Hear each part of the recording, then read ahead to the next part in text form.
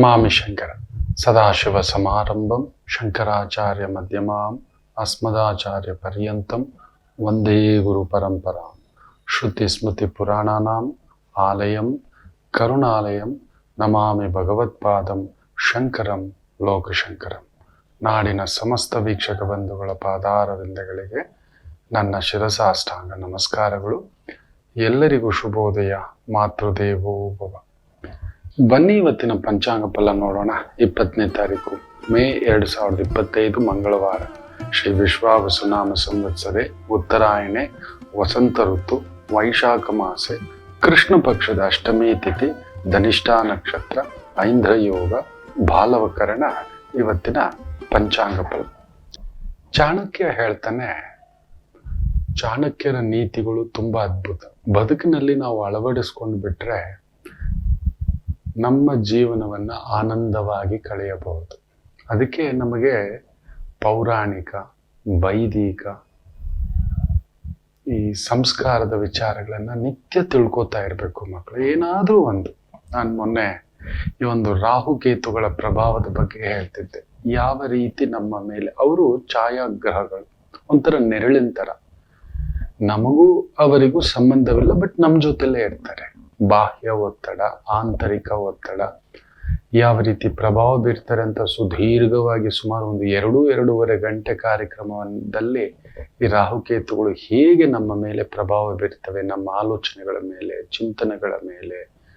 ನಮ್ಮದಲ್ಲ, ನೀವು ನೋಡಿರ್ತೀರಿ ಎಷ್ಟೋ ಜನ ಯಾರೋ ಹೇಳಿದ್ರು, ಸರ್ ನಿಮ್ ಬಗ್ಗೆ ಕೆಟ್ಟದಾಗಿ ಹೇಳ್ತಿದ್ದಾನೆ, ಕೋಪೋದ್ರಿಕ್ತ ಆದ. ಆತನಿಗೂ ಅದಕ್ಕೆ ಸಂಬಂಧ ಇಲ್ಲ. ಯಾರೋ ಬಂದ, ನೋಡೇ ಇಲ್ಲ.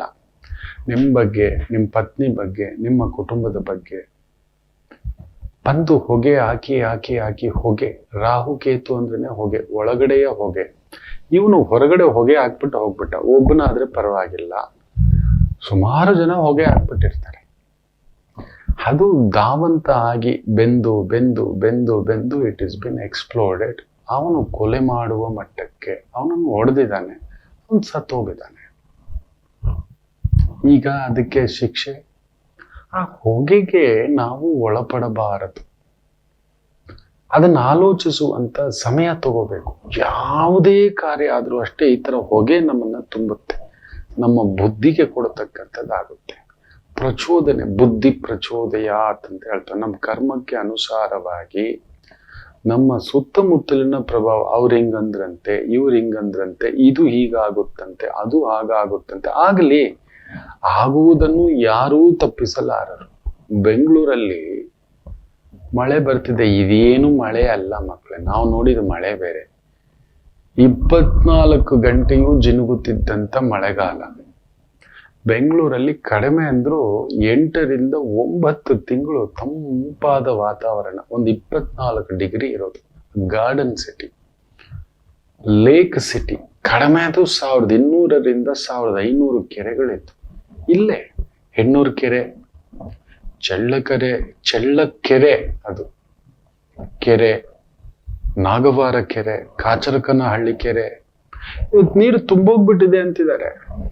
ಹೋಗೋಕ್ ಜಾಗ ಇಲ್ಲ. ಎಲ್ಲವನ್ನ ನುಂಗಿ ನೀರು ಕುಡಿದು ಲೇಔಟ್ಗಳು ಮಾಡಿ ಅಪಾರ್ಟ್ಮೆಂಟ್ಗಳು ಕಟ್ಟಿ ನೀರೆಲ್ಲ ಹೋಗುತ್ತೆ. ಅದ್ರ ಮೇಲೆ ಬೇರೆ ಸಿಮೆಂಟ್ ರೋಡ್ ಅಂತೆ. ಮಾಡ್ಕೊಂಡವ್ರು ಯಾರು? ನಾವೇ. ಇನ್ನೊಂದು 10 ದಿನ ಬೆಂಗಳೂರಲ್ಲಿ ಮಳೆ ಬಂತು ಅಂದ್ರೆ ಎಷ್ಟು ಬಿಲ್ಡಿಂಗ್ಗಳು ಬೀಳುತ್ತೋ. ಇದೆಲ್ಲ ಆಸ್ಪದ ಕೊಟ್ಟವ್ರು ಯಾರು? ನಾವೇ. ನಾವು ಆಯ್ಕೆ ಮಾಡಿದ ನಾಯಕರುಗಳು ನುಂಗಿ ನೀರು ಕುಡಿದು ಆ ಇನ್ಫ್ರಾಸ್ಟ್ರಕ್ಚರ್ನ ಡ್ಯಾಮೇಜ್ ಮಾಡದ ಹಾಗೆ ಮಾಡಬೇಕಿತ್ತು. ಆ ಕೆರೆಗಳನ್ನ ಉಳಿಸ್ಕೋಬೇಕಿತ್ತು. ಬರೋ ಮಳೆ 9 ತಿಂಗಳು ಮಳೆ ಬರೋದು, ನೀವು ನಂಬೋಲ್ಲ. ಅಪ್ ಟು ನವೆಂಬರ್ವರೆಗೂ ಮಳೆ ಬರೋದು, ಜಿನುಗುತ್ತಲೇ ಇರೋದು. ಅದೊಂದು ಆನಂದ. ಗೋಣಿ ಚೀಲ ಹಾಕೊಂಡು ನಾವು ಸ್ಕೂಲ್ಗೆ ಹೋಗ್ತಿದ್ವಿ. ಒಂದು ಮೇ ಹಂತದಲ್ಲಿ, ಮೇ ಮಧ್ಯಭಾಗದಲ್ಲಿ ಮಳೆ ಶುರು ಆಯ್ತು ಅಂದ್ರೆ ಜೂನು, ಜುಲೈ, ಆಗಸ್ಟ್, ಸೆಪ್ಟೆಂಬರ್, ಕಾರ್ತೀಕ ಮಾಸದವರೆಗೂ ಬರೋದು. ಕಾರ್ತೀಕ ದೀಪಾವಳಿಗೆ ಪಟಾಕಿ ಹೊಡಿಲಿಕ್ಕೆ ಆಗ್ತಿರ್ಲಿಲ್ಲ. ಜಿನುಗುತ್ತಲೇ ಇರೋದು, ತಂಪು ಒಂಥರ. ಎಲ್ಲೆಲ್ಲೂ ಗಿಡ ಮರಗಳೇ, ಕೆರೆಗಳು ತುಂಬಿ ತುಳುಕ್ತಿದ್ವು. ಇವತ್ತು ಅರ್ಧ ಹೆಚ್ಚು ಕಡಿಮೆ ಈ BDA ಲೇಔಟ್ಗಳು BDA ಲೇಔಟ್ ಅಂತಾರಲ್ವಾ, ಇವರೇ ಮಾಡಿರೋದು. BDA ಹೆಸರಲ್ಲಿ ಕೊಳ್ಳೆ ಹೊಡೆದಿರೋದು, ನೆಲಸಮ ಮಾಡಿ. ಇದೆಲ್ಲ ಕೆರೆ ಮಕ್ಕಳೇ ನಾವು ಬಂದು ಆಡ್ತಿದ್ದಂಥ ಜಾಗಗಳು. ಇವತ್ತಿದೆಲ್ಲ BDA ಮಾಡಿ 15,000 ರೂಪಾಯಿ ಅಡಿ ಅಂತಾರೆ. ನೀವು ನಂಬಲ್ಲ, ಇವತ್ತು ನನ್ನ ಆಫೀಸ್ಗೆ ಬರ್ಲಿಕ್ಕೆ ಒಂದು ಮರ ನನ್ನ ಆಫೀಸ್ ಮುಂದ್ಗಡೆ ಬಿದ್ದಿದೆ. ಸುತ್ತಾಕೊಂಡು ಬರ್ಲಿಕ್ಕೆ 4.25 ಕಿಲೋಮೀಟರ್ ಅಲ್ಲಾಡಿ ಹೋಗ್ಬಿಟ್ಟೆ. ಒಂದು ಮರ, ನೀರಿನ ಒಂದು ಬದುಕು ಇವತ್ತು ಕಿತ್ತಾಕೊಂಡು ಬಿಟ್ಟಿದೆ. ನಾವಾಗ ಮಾಡ್ಕೊಂಡಿರೋದು. ಇವಾಗ ಹೆಂಗ್ ಅನ್ನಿಸ್ಬಿಟ್ಟಿದೆ ಅಂದ್ರೆ ಬೆಂಗಳೂರಲ್ಲಿ ಇರ್ಲಿಕ್ಕೆ ನಮಗ್ ಮನ್ಸಿಲ್ಲ. ಯಾರ್ಯಾರೋ ಬಂದು ಸೇರ್ಕೊಂಡು, ನೀವು ನಂಬಲ್ಲ, ಬೆಂಗಳೂರಲ್ಲಿ ಹುಡುಕಿದ್ರೆ 2 ಪಬ್ ಇದ್ದಿದ್ದು ಕೇಳಿದ್ವಿ ನಾವು. ನಾನು MG ರೋಡಲ್ಲಿ ಕೆಲಸಕ್ಕೆ ಹೋಗುವಾಗ ಕೇಳಿದ್ದಿತ್ತು. 30 ವರ್ಷಗಳ ಹಿಂದಗಡೆ ಈ ತರದ್ ಒಂದು ಇದೆಯಂತೆ ಬ್ರಿಗೇಡ್ ರೋಡಲ್ಲಿ ಆನತಕ್ಕಂಥದ್ದು. ಇವತ್ತು ಗಲ್ಲಿ ಗಲ್ಲಿ ಮೇ ಶೋರ್ ಹೈ, ಪಬ್ ಕಾ ವರ್ಲ್ಡ್ ಹೈ. ಬರೀ ಪಬ್ಗಳೇ, ಬರೀ ಯಾರ್ಯಾರೋ ಬಂದು ತುಂಬಿಕೊಂಡು ಇದು ಏನೋ ಮಾಡಿ ಇಟ್ಟು ಬಿಟ್ಟಿದ್ದಾರೆ. ಇವ್ರಿಗೆ ಆ ಒಂದು ಫ್ಯೂಚರ್ ಪ್ಲಾನಿಂಗ್ ಇಲ್ಲ. ಮಾಡ್ತೀರಿ, ಇನ್ನೊಂದು 10 ದಿನ ಬರ್ಬೇಕು ಅಂತ ನಾನು ಕೇಳ್ಕೊತಿದ್ದೇನೆ ನಿಜವಾಗ್ಲು. 15,000 ರೂಪಾಯಿ, 20,000 ರೂಪಾಯಿ, 60,000 ರೂಪಾಯಿ ಅಂತ ಕೋರಮಂಗಲದಲ್ಲಿ ಅಡಿ. ಕೋರಮಂಗಲದ ಹತ್ರ ಕೆರೆಗಳಿದ್ವು, ಅಲ್ಲಿ ಈಜಿಪುರದ ಹತ್ರ ಬ್ರಿಡ್ಜ್ ಕೈ ಹಾಕಿ ಅದು ಎಷ್ಟೋ ವರ್ಷ ಆಗೋಗಿದೆ. ಈ ರೀತಿ ನಾವಾಗ ಮಾಡ್ಕೊಂಡು ರಾಹುಕೇತುಗಳ ಪ್ರಭಾವ ಇದನ್ನೇ ಹೇಳೋದು. ನಾವು ಮಾಡದಿದ್ರು ಯಾರೋ ಮಾಡಿದ್ ನೋಡಿ ನಮಗೆ ಈ ಸುತ್ತಾಗತಕ್ಕಂಥ ಪ್ರಭಾವ ನಮ್ಮನ್ನ ಬುದ್ಧಿ ಪ್ರಚೋದಯ, ಕರ್ಮಕ್ಕೆ ತಕ್ಕಂತೆಯೇ ಬುದ್ಧಿ. ಅವನು ಯಾರೋ ಬರ್ತಾನೆ ಆ ಸಮಯಕ್ಕೆ. ಇದರ ಬಗ್ಗೆ ಸುದೀರ್ಘವಾಗಿ ಈ ರಾಹುಕೇತು ಸಂಚಾರದ ಬಗ್ಗೆ ಭಾನುವಾರದ ಸಂಚಿಕೆಯಲ್ಲಿ ಕೊಟ್ಟಿದ್ದೇನೆ. ಅದನ್ನ ಗಮನಿಸಿ ಶೇರ್ ಕೂಡ ಮಾಡ್ಕೊಳ್ಳಿ ಬೇಕಾದ್ರೆ. ತುಂಬಾ ಜನಕ್ಕೆ ಇವತ್ತು ನಮ್ಮ ಮಕ್ಕಳು 13 ವರ್ಷದ ಹುಡುಗ, 13 ವರ್ಷದ ಹುಡುಗಿ, ಒಂದು ಹುಡುಗಿ ತಾಯಿನ ಸಾಯಿಸ್ತಾಳೆ. 13 ವರ್ಷದ ಹುಡುಗಿ, 13 ವರ್ಷದ ಹುಡುಗ ಒಂದು ತಂದೆ ಆಗ್ತಾನೆ, ಗರ್ಭಿಣಿ ಅಂತೆ. ಅಯ್ಯೋಯ್ಯೋ, ಯಾರ ಜೊತೆಲ್ಲೋ ಆಕೆ ಬಂದು ಸುಪ್ರೀಂ ಕೋರ್ಟ್ವರೆಗೂ ಹೋಗಿ ಆ ಮಗುನ್ ತೆಗೆಸ್ಲಿಕ್ಕೆ. ಪ್ರಭಾವ, ಯಾವುದರ ಪ್ರಭಾವ? ನಾವು ಯಾವುದನ್ನು ತೋರಿಸ್ತಿದ್ದೇವೆ, ಯಾವುದನ್ನು ಚಿಂತಿಸ್ತಿದ್ದೇವೆ? ಬೆಳಿಗ್ಗೆ ಎದ್ರೆ ವೈದಿಕವಿಲ್ಲ, ಸಂಜೆ ಬಂದಿದ್ದೆ ಒಂದು ದೀಪ ಹಚ್ಚಿಸ್ತಿದ್ರು, ರಂಗೋಲಿ ಯಾರ ಮನೆ ಮುಂದ್ಗಡೆ ರಂಗೋಲಿ ಇದೆಯಾ, ಯಾರ ಮೈ ಮೇಲೆ ಆದ್ರೂ ಒಳ್ಳೆ ಒಂದು ನಮ್ಮ ಸಂಸ್ಕಾರ, ನಮ್ಮ ಒಂದು ವೈದಿಕದ ವಸ್ತ್ರಧಾರಣೆ ಇದೆಯಾ? ಇಲ್ಲ. ಅದನ್ನ ನೋಡಿ ನಮ್ಮ ಮಕ್ಕಳಿಗೂ ಅದು ಅದ್ರ 5 ಪಟ್ಟು ಬಂದ್ಬಿಟ್ಟಿದೆ. ಮಕ್ಕಳು ನಿಜವಾಗ್ಲೂ ಹೇಳ್ತಾನೆ, ನಮ್ಮ ಮಕ್ಕಳು ತಪ್ಪಲ್ಲ. ನಾವು 10 ರೂಪಾಯಿ ಮಾಡಿದ್ರೆ ಸೇರು, ಅವರು ಸವಾ ಸೇರು. ನಾನೇ SSLC ಪಾಸ್ ಮಾಡಿಲ್ಲ, ನನ್ನ ಮಗಳನ್ನ ಮೆಡಿಕಲ್ ಮಾಡಿಸ್ಬಿಡ್ಬೇಕು, ನನ್ನ ಮಗನನ್ನ ಇಂಜಿನಿಯರ್ ಮಾಡಿಸ್ಬಿಡ್ಬೇಕು. ಅವನ ಜೊತೆಲಿ ಕೂತ್ಕೊಂಡು ಗೈಡೆನ್ಸ್ ಮಾಡೋದು, ಏನ್ ಓದ್ತಿದ್ದಾನೆ, ಏನ್ ತಿಳ್ಕೊಂಡಿದ್ದಾನೆ, ಇಲ್ಲವೇ ಇಲ್ಲ. ನಾನು ಕೆಲ್ಸಕ್ಕೆ ಹೋಗು, ನನ್ನ ಧರ್ಮಪತ್ನಿಯು ಕೆಲ್ಸಕ್ಕೆ ಹೋಗು, ಮಗುನ ಗಮನ ಕೊಡೋರು ಯಾರು? ತಗೋ, ಮೊಬೈಲ್ ಕೊಡು, TV ಕೊಡು, ಲ್ಯಾಪ್ಟಾಪ್ ಕೊಡು. ಅದಕ್ಕೆ ಬೇಕಾಗಿರೋದು ಇನ್ನೊಂದು ಯಾವುದೋ ಇವತ್ತು OTTಗಳು ಬಂದ್ಬಿಟ್ಟಿದಾವೆ, ಏನೇನೋ ಆಗ್ಬಿಟ್ಟಿದೆ. ಈ ಪ್ರಭಾವ ಇನ್ನೇನಾಗುತ್ತೆ ಹೇಳಿ? ಇದನ್ನ ಆಗಲಿಂದಲೇ ನಮ್ಮ ವೈದಿಕವಾಗಿ ಚಾಣಕ್ಯ ಸಿಂಧು ತುಂಬಾ ಅದ್ಭುತವಾಗಿ ಹೇಳ್ತಾರೆ. ಎಷ್ಟು ಚೆನ್ನಾಗಿ ಹೇಳ್ತಾರೆ ಅಂದ್ರೆ, ಚಾಣಕ್ಯ ನೋಡಿ, ಒಂದು ಸರ್ಪದಿಂದ ಕಡಿಮೆ ಅಂದ್ರೂ 5 ಅಡಿ ದೂರ ಇರ್ಬೇಕಂತ. 5 ಅಡಿ ಅಂದು ಬಿಡುತ್ತೆ. ನಾವು ಬದುಕು ಕಟ್ಟುವಂತ ಸಂದರ್ಭದಲ್ಲಿ ನಮ್ದೊಂದು ಬದುಕಿದೆ, ಜೀವನ ಇದೆ. ಚಾಣಕ್ಯರ ನೋಡಿ, ನೀತಿ ಶಾಸ್ತ್ರ ಎಷ್ಟು ಅದ್ಭುತ ಇದೆ. ಒಂದು ಸರ್ಪದಿಂದ 5 ಅಡಿ ದೂರವಿರಬೇಕು ಅಂತ ಹೇಳ್ತಾರೆ. ಅದು ವಿಷ ಕಾರುತ್ತೆ ನಮಗೆ. ಯಾಕೆ? ದೂರ ನಿಂತು ಏನೂ ಮಾಡಲ್ಲ, ಸರ್ಪ ತಾನೆ. ಯಾವ ಮೂಮೆಂಟಲ್ಲಿ ಅದು ನಮ್ಮ ಮೇಲೆ ಹಾರುತ್ತೋ ಗೊತ್ತಿಲ್ಲ, ಕಚ್ಚುತ್ತೋ ಗೊತ್ತಿಲ್ಲ. ನಮ್ಮನ್ನು ನಂಬ್ಕೊಂಡು ಕುಟುಂಬ ಇದೆ, ಅಮ್ಮ ಅಪ್ಪ, ಅಣ್ಣ ತಮ್ಮ ತಂಗಿ ಅಕ್ಕ ಹೆಂಡತಿ ಮಕ್ಕಳು ಗಂಡ, ಈ ಎಲ್ಲ ಬಾಂಧವ್ಯ ಕಟ್ಟಿಟ್ಕೊಂಡಿದ್ದಾವೆ. ಆ ಪ್ರಭಾವಕ್ಕೆ ಯಾಕೆ ಅದರ ಟ್ರಾನ್ಸಿಸ್ಟ್ ಹೋಗ್ಬೇಕು, ಅದರ ಹತ್ರಕ್ಕೆ ಹೋಗ್ಬೇಕು, ಕೆದಕ್ಬೇಕು, ಕೋಲಿಡ್ಬೇಕು, ಹತ್ರಕ್ಕೆ ಹೋಗ್ಬೇಕು, ಅದ್ ಮಲಗ್ಬಿಟ್ಟಿದೆ. ಇಲ್ಲ, ಸರ್ಪವೇ. ಸರ್ಪದ ಬುದ್ಧಿ ಕಚ್ಚುವುದೇ. ನೀವೆಷ್ಟೇ ಹಾಲು ಹಾಕಿದರೂ ಅದು ಕಚ್ಚೋದೆ. ನೋಡಿ, ಮೊನ್ನೆ ಇತ್ತೀಚೆಗೆ ಅಲ್ಲೆಲ್ಲೋ ಯಾವುದೋ ಪರದೇಶದಲ್ಲಿ ಒಬ್ಬ ಸಿಂಹನ್ ಸಾಕೊಂಡಿದ್ದಾನೆ. ಆಡ್ತಾ ಇರ್ಬೇಕಾದ್ರೆ ಅದಕ್ಕೆ ಯಾವಾಗ ಟ್ರಿಗರ್ ಆಯ್ತೋ ಗೊತ್ತಿಲ್ಲ, ಚಿಂದಿ ಚಿತ್ರಾನ್ನ ಬೂಂದಿ ಮೊಸರನ್ನ ಮಾಡಿಟ್ಬಿಟ್ಟಿದೆ. ಜನಗಳು ನುಗ್ಗಿ ಹೊಡೆದು ಅದನ್ನು ಸಾಯಿಸಿದ್ದಾರೆ. ಅದಕ್ಕೆ ಇವನು ಯಜಮಾನ ಅದು ಪಶು ಬುದ್ಧಿ ಏನ್ ಹೇಳಿ. ಅದಕ್ಕೆ ಅದನ್ನ ಪಶು ಅನ್ನೋದು ಏನಕ್ಕೆ ಗೊತ್ತಾ, ಪಶುಗೊಂದೇ ಹೊತ್ತು ಹೊಡೆಯೋದು, ಕಚ್ಚೋದು, ತನಗೇನ್ ತೋಚುತ್ತೋ ತನ್ನ ಬುದ್ಧಿಗೆ ಅದನ್ನ ಮಾಡುವುದನ್ನೇ ಪಶು ಅನ್ನೋದು. ಇದು ಒಳ್ಳೇದಾ, ಇದು ಕೆಟ್ಟದ್ದ, ಇವನು ಯಜಮಾನನ, ಇವನು ನೌಕರನ, ಇದು ಹೆಂಡತಿಯ, ಇದು ಗಂಡನ, ನಾನ್ ತಗೊಳ್ತಿರೋ ಈ ನಿರ್ಧಾರ ಸರಿಯಾ, ನಾನ್ ಹೋಗ್ತಿರೋ ದಾರಿ ಸರಿಯಾ, ಈ ರೀತಿ ಆಲೋಚನೆಯ ಪರಿಭಾವ ಪಶುಗಳಿಗೆ ಇರೋದಿಲ್ಲ. ಅದೇ ಮನುಷ್ಯನಲ್ಲಿ ಗೊತ್ತಾಗ್ಬಿಟ್ಟಿರೋದು. ಇದು ನಾನು ಮಾಡ್ತಿರೋದು ಇವತ್ತು ಎಲ್ಲಿಗೆ ಅನಾಹುತಕ್ಕೆ ದಾರಿ ಮಾಡುತ್ತೆ, ಮಾಡಾಕೋ ಮುಳುಗು ಸಾಕು, ನಾನೊಬ್ಬ ಚೆನ್ನಾಗಿದ್ರೆ ಸಾಕು. ಅದು ಎಷ್ಟು ಚೆನ್ನಾಗಿ ಹೇಳ್ತಾರೋ, ಸಾಕು ಎಲ್ಲರೂ ಚೆನ್ನಾಗಿರ್ಬೇಕು ಸರ್, ಆದ್ರೆ ಮನ್ಸಲ್ಲಿ ಮಾತ್ರ ನಾನೊಬ್ಬನೇ ಚೆನ್ನಾಗಿರ್ಬೇಕು ಅಂತಕ್ಕಂಥದ್ದು. ಅವನು ಯಾರಾದ್ರೂ ಬೆಂತಡ್ತಾನೆ ಅಂದ್ರೆ ನನಗ್ ಭಯ. ಅವ್ರ ಮನ್ಸಲ್ಲಿ ನಿಮ್ಮನ್ನ ಹಾಳು ಮಾಡೋದೆ. ಕೆಲವರು ಇದ್ದಾರೆ, ನೀವು ನಂಬಲ್ಲ, ಒಬ್ಬ ವ್ಯಕ್ತಿ ಇದ್ದಾರೆ, ಅವ್ರು ಯಾರಿಗಾದ್ರೂ ಬೆಂತಟ್ಟಿದ್ರು ಅಂದ್ರೆ ಅವ್ರನ್ನ ಸರ್ವನಾಶ ಮಾಡೋವರೆಗೂ ಬಿಡಲ್ಲ ಅನ್ನೋ ಒಂದು ಮಾತು. ಅಷ್ಟು ದೊಡ್ಡ ಧೀಮಂತ ನಾಯಕ ಇದ್ದಾರೆ, ಧೀಮಂತ ಲೀಡರ್ಗಳಿದ್ದಾರೆ, ತುಂಬಾ ಚೆನ್ನಾಗಿ ಮಾತಾಡ್ತಾರೆ. ನಮ್ಮವನು ಸರ್, ಅವನನ್ನ ಸರ್ವನಾಶ ಮಾಡೋವರೆಗೂ ಬಿಡಲ್ಲ. ಪಶು ಬುದ್ಧಿ ಎಲ್ಲರಿಗೂ ಬಿಡುತ್ತೆ. ಅದು ಕರ್ಮವನ್ನು ನಾವು ಅನುಭವಿಸಲೇಬೇಕು. ಚಾಣಕ್ಯ ನೋಡಿ ಎಷ್ಟು ಚೆನ್ನಾಗಿ ಹೇಳಿದಾನೆ, ಅದು ಪಶು, ಸರ್ಪ, ಅದು ಗೊತ್ತಿರೋದು ಒಂದೇ, ಕಚ್ಚೋದು ಒಂದೇ. ನೀನ್ ಎಷ್ಟೇ ಹಾಲು ಹಾಕಿದ್ರು, ಇನ್ನೊಂದು ಹಾಕಿದ್ರು, ಮೊಟ್ಟೆ ಹಾಕಿದ್ರು, ಅದ ಕೋಪ ಬಂತು, ಅದು ಗೊತ್ತಿರೋದು ಒಂದೇ, ಕಚ್ಚೋದೆ ಪುಸ್ತಕಂತ. ಇನ್ನೂ ಒಂದೇ ಹೇಳ್ತಾರೆ, ಕುದುರೆಯಿಂದ 10 ಅಡಿ ದೂರ ಇರಬೇಕು ಅಂತ ಹೇಳ್ತಾನೆ. ಒದ್ರೆ ಏನಾಗ್ಬೋದು ಯೋಚನೆ ಮಾಡಿ ನೋಡಿ. ಕುದುರೆ ಸಾರ್,